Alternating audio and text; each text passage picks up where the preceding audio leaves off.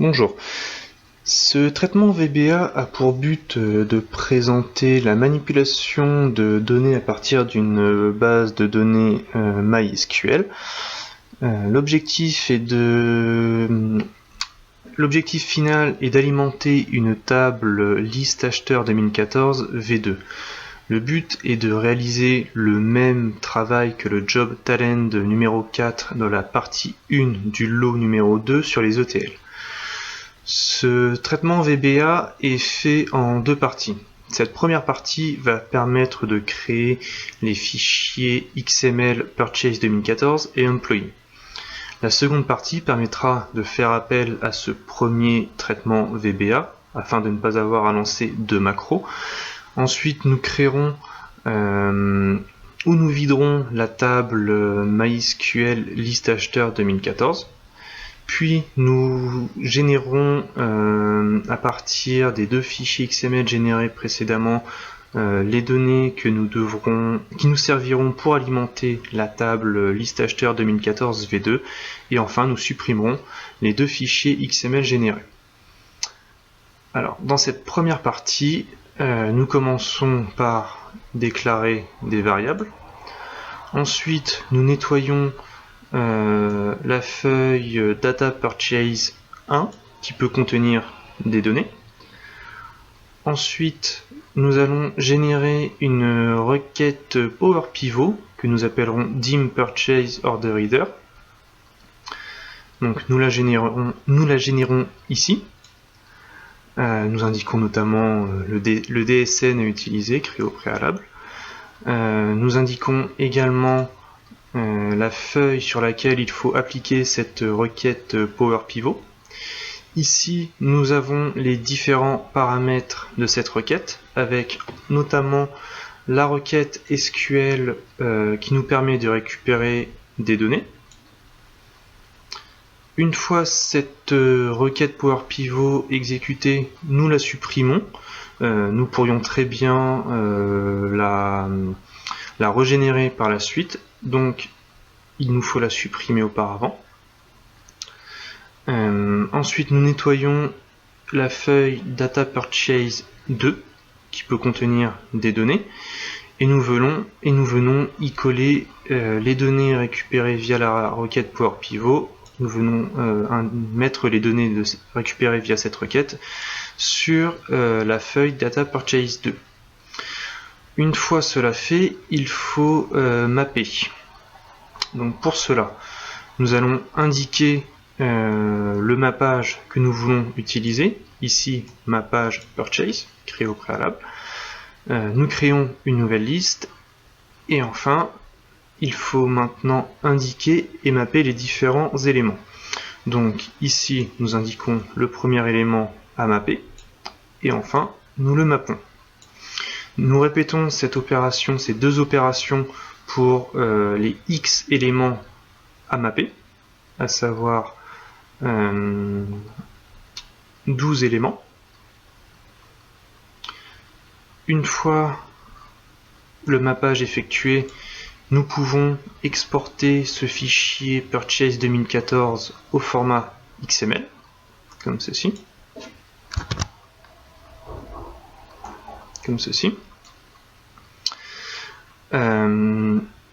Le fichier Purchase 2014 au format XML est maintenant généré. Nous allons maintenant générer le fichier Employee, toujours au format XML. Donc là, les étapes sont les mêmes, à savoir nettoyer la feuille Data Purchase 1 qui peut contenir des données. Nous générons une requête que nous appelons dim employee. Nous indiquons ici sur quelle feuille il faut appliquer cette requête. Nous indiquons ici les différents paramètres de la requête Power Pivot avec notamment la requête SQL. Une fois la requête exécutée, nous la supprimons. Ensuite, nous nettoyons la feuille Data Employee 2 qui peut contenir des données. Nous venons y copier-coller en valeur les données récupérées via la requête Power Pivot. Ensuite, nous mappons il nous faut mapper les différentes données. Donc nous indiquons le mappage, nous créons une nouvelle liste, et enfin nous mappons les différents éléments. Donc ces deux opérations sont répétées autant de fois qu'il y a d'éléments à mapper.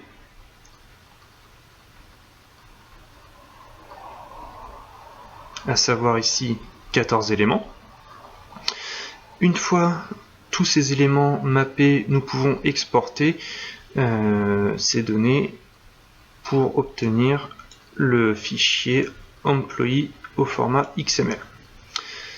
Cette première partie de VBA est traitée. Nous allons donc voir la deuxième partie. Dans cette deuxième partie, via un pré-job, nous faisons appel à la première macro que nous venons juste de voir. Ensuite, donc au préalable, nous déclarons nos variables.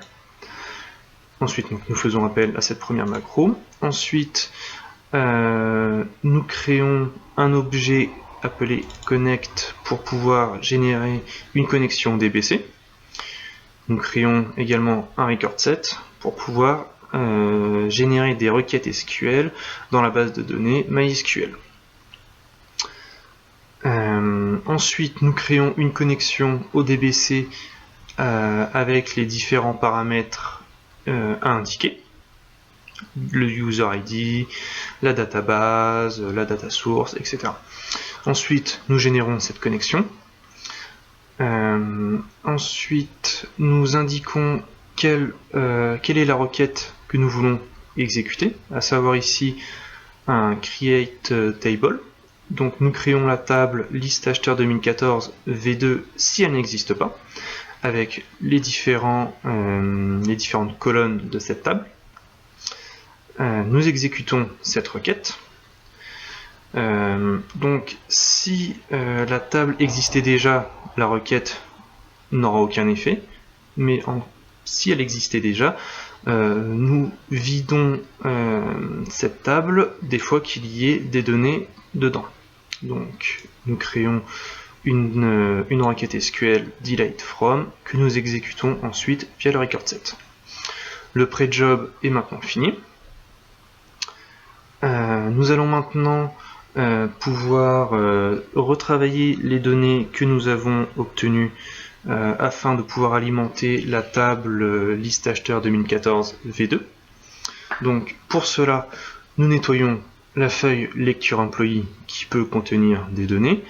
Nous y importons les données du fichier employee XML que nous avons généré précédemment.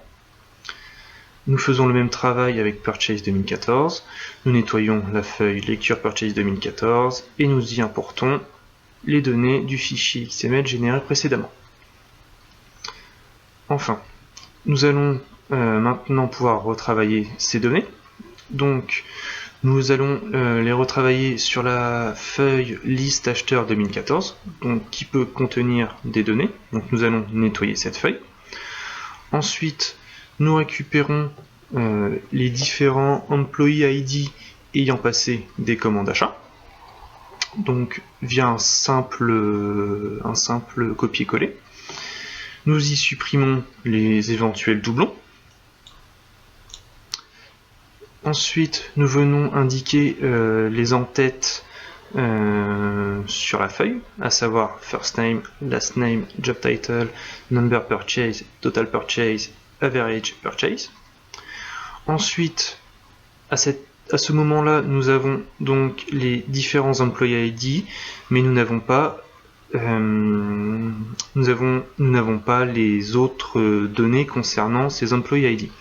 Nous allons donc les récupérer, donc via une boucle doUntil. Nous allons dans un premier temps récupérer le prénom via un simple recherche V. Ensuite, toujours via un recherche V, nous récupérons le nom de famille, puis la profession. Ensuite, nous allons venir récupérer le number purchase via un countIf. Nous récupérons le total purchase via un sumIf. Et enfin, nous récupérons le average purchase via un average if. Ici, le passage à la ligne suivante pour ne pas tourner en rond dans la boucle. Une fois que cette boucle est terminée, nous avons nos données. Nous allons les trier selon deux critères, à savoir nous allons les trier par ordre alphabétique sur le job title, la profession, puis nous les trierons par ordre décroissant pour avoir en haut les ventes les plus importantes, le total des ventes les plus importantes.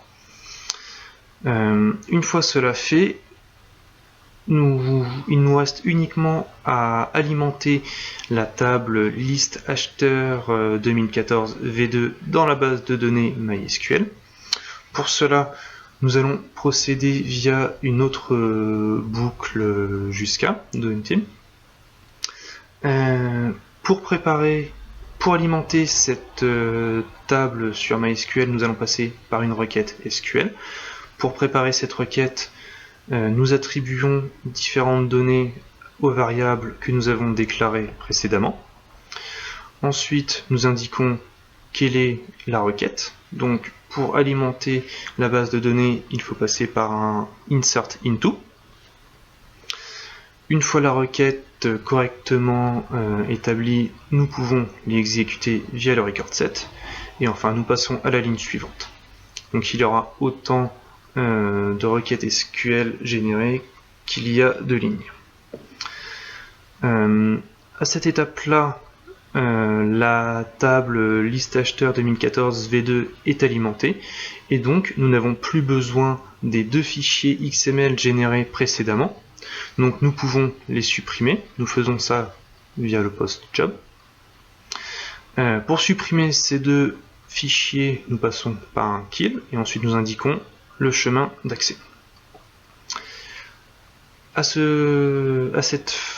Et ensuite, à la fin de la macro, nous mettons un MSGBox afin d'indiquer que le traitement est terminé.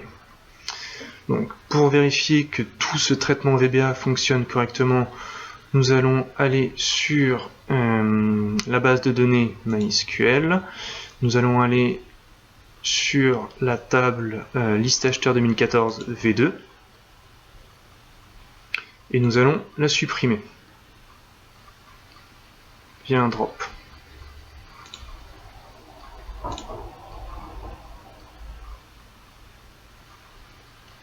Donc la table liste acheteur 2014 V2 est bien supprimée et nous allons pouvoir exécuter le VBA.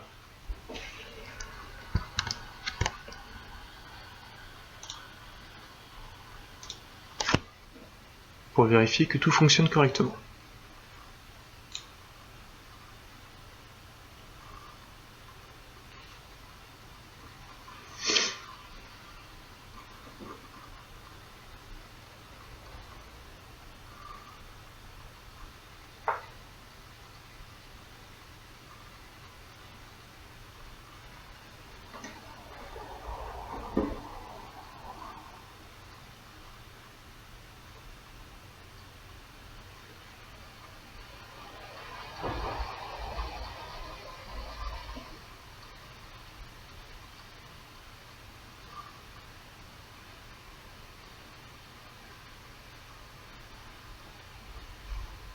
Donc le traitement prend un petit peu de temps.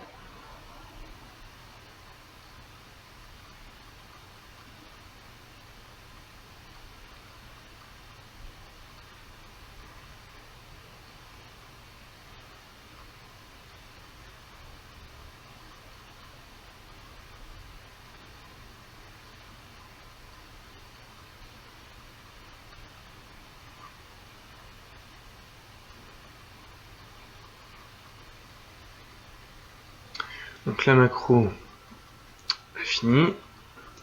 Nous allons aller vérifier que la table liste acheteur 2014 est effectivement liste acheteur 2014 V2 est effectivement alimentée et créée car nous l'avons supprimée précédemment. Donc nous allons actualiser.